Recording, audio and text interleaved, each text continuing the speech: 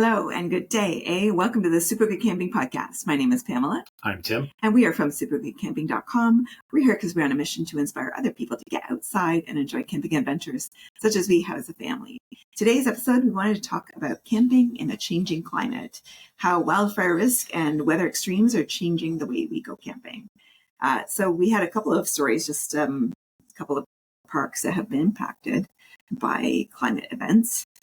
There was a downburst at St. Champlain that resulted in closure of that park for the whole 2025 Just massive devastation. Yeah, our friend Josie was just also devastated by the devastation. It's her favorite park. Yeah. And then there's way less trees than it used to be. Well, there's been culling of trees at other parks that we've been to, and some of that's been for invasive species and stuff. But that's part of I'm getting ahead of ourselves, but that's part of the climate change as well. Yeah, bugs that are thriving in the changing environment. And in 2025, there were 521 wildfires in the province of Ontario. And that is not necessarily in provincial parks, but we were talking earlier about how that, despite it might not be in the park you're camping at, the weather quality in the park you're camping at is certainly impacted by it. I mean, here in Toronto, we're impacted by the weather quality from the wildfires. Wildfire smoke, for sure. Never were. This is only recently in the last couple of years that's been suddenly an issue. Yep, the planet's burning. Stop supporting fossil fuel companies. Just saying. Now you're gonna get There's my politics. Now we're going to get in trouble. Yeah, and if you can hear the jackhammering in the background, my apologies. We've got some clowns across the road that think that working on a Sunday is fine and disturbing everybody else. And while we're recording a podcast, for crying out loud. Yeah, we've actually tried to work around the noise across there, but they've had saws going and now jackhammers going. Yes, no win. And every time we kind of sat down to record something. So smokier skies, more fire bans, unpredictable weather. Those are kind of the short version of what you might expect. Yeah, and you're what we seem to be finding, and certainly I want to say for sure the last 5, 6, 7 years,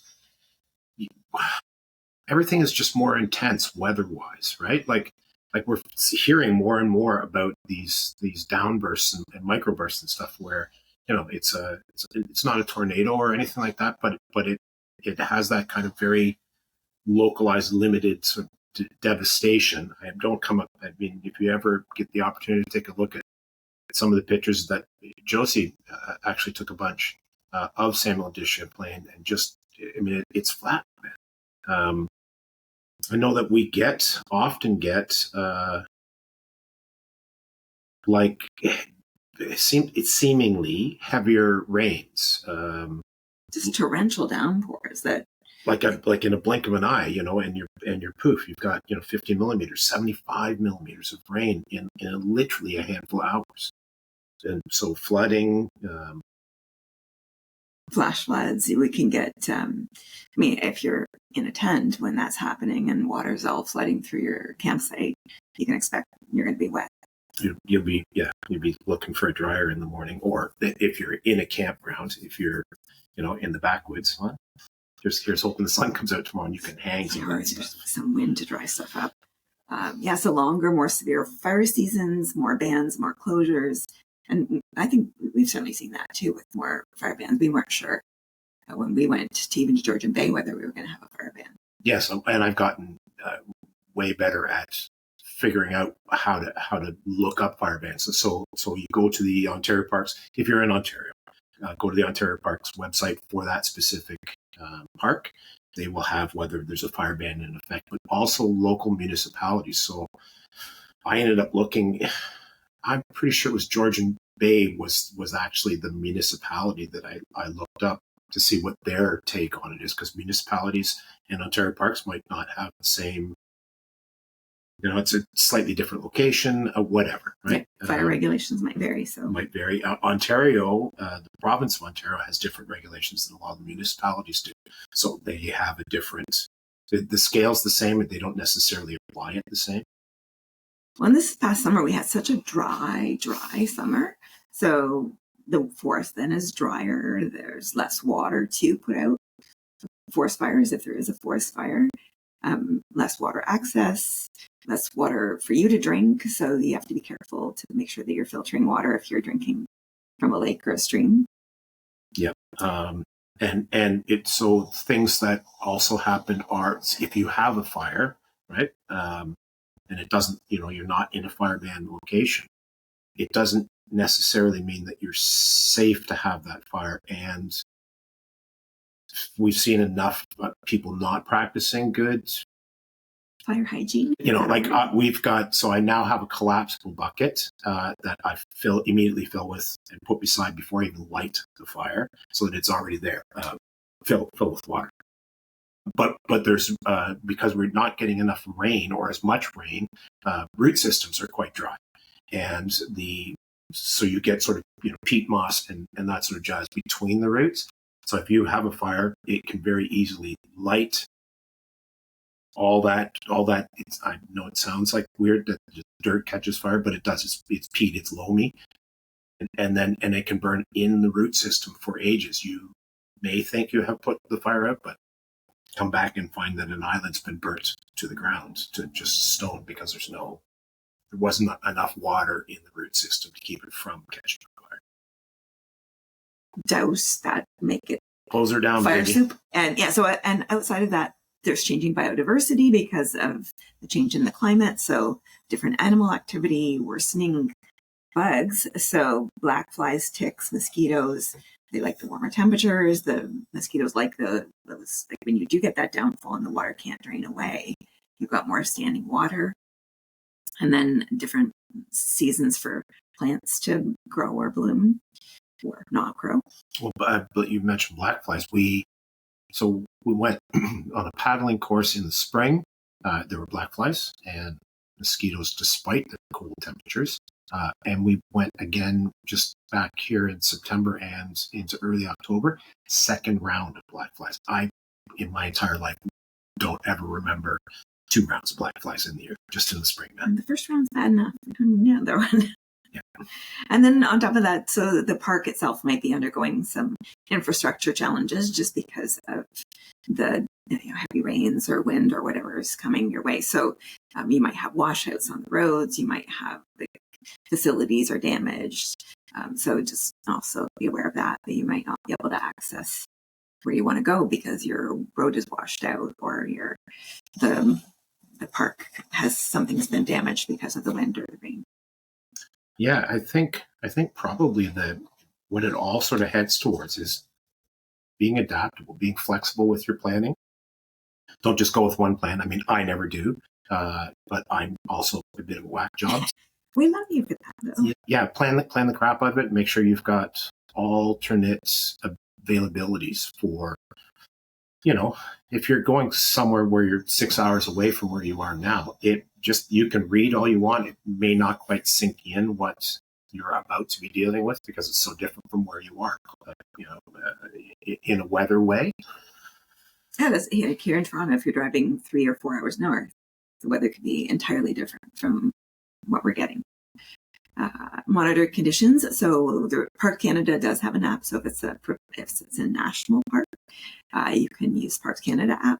But Ontario parks do not have an app. So you just need to check their website. Use the air quality index, like Weather Network, things like that will give you the air quality index. They'll give you the bug report as well, and check local news before you go. And just be prepared. So use the Scouts Canada motto, be prepared that you've got your waterproof gear, just especially if there's predictions during your trip that there's going to be some weather. You've got sun protection, you've got layers because if the temperature is changing.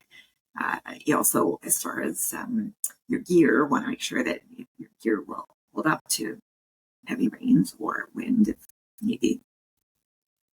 Yeah, and try not to contribute to the climate change. And yes, fossil fuel is bad. As much as anything, what you do when you're camping, try to do the practice leave no trace. Eco-friendly gear, solar lights. You're not batteries. Great. If you live in my building, your batteries get recycled. If you don't live in my building, your batteries end up in the garbage. Don't do that. Which is terrible for the It's horrible. It's the leaching of mercury and stuff into it's a personal pet peeve. Reduce your carbon footprints. Don't, which we as a camping community are terrible at, because we all very seldom carpool and we drive long distances in not environmentally friendly vehicles, generally big ass trucks. We all have to get EVs. Well, and so health and safety, if you do happen to be camping in extreme weather, stay hydrated, especially with the heat and the dry conditions. Try to stay in the shade if you can. Try to recognize the signs if somebody in your party is suffering from heat exhaustion. So if they're sweating profusely, but their skin feels cool and clammy, they've got a fast or weak pulse, they're having muscle cramps, headaches, nausea, or extreme thirst, all of that, or they just seem a bit out of it. Sometimes that's all you'll notice, is that they seem like they're not really all there. Are you saying I'm suffering from it all the time? No. Smoke exposure wise, so N95 masks, air filters in your RVs, monitoring the air quality index before you leave, especially if you've got somebody who's susceptible in your party. So, that your child or somebody suffers from asthma, that unfortunately you may mean canceling your trip because they can't be out there breathing the wild. Flood awareness, so pitching your tents in the appropriate spot so you're not in the downside of your site, because that's the low part, is the place where the water's going to settle. We've unfortunately seen that before. And just also being aware of insect-borne illness. So increasing tick and mosquito activity with the warmer, and especially if it's moisture weather, is going to mean more bugs. And so tick inspections, just to make sure nobody's carrying a tick around. And carry tick kit with you. Tick kit, and careful tick removal, because if you preserve the tick and then you can send it to public health and they can check it for Lyme disease, just so that way if unfortunately you were bitten by a tick, whether it's one that's bearing Lyme disease. And you can certainly wear your protective bug gear. And then otherwise, we just wanted to kind of summarize that you can still camp even though climate change is happening. It can still be enjoyable, but you have to be adaptable and aware and prepared for it. And then just check your local parks to see whether they do have any climate adaptation programs, or even just educational programs.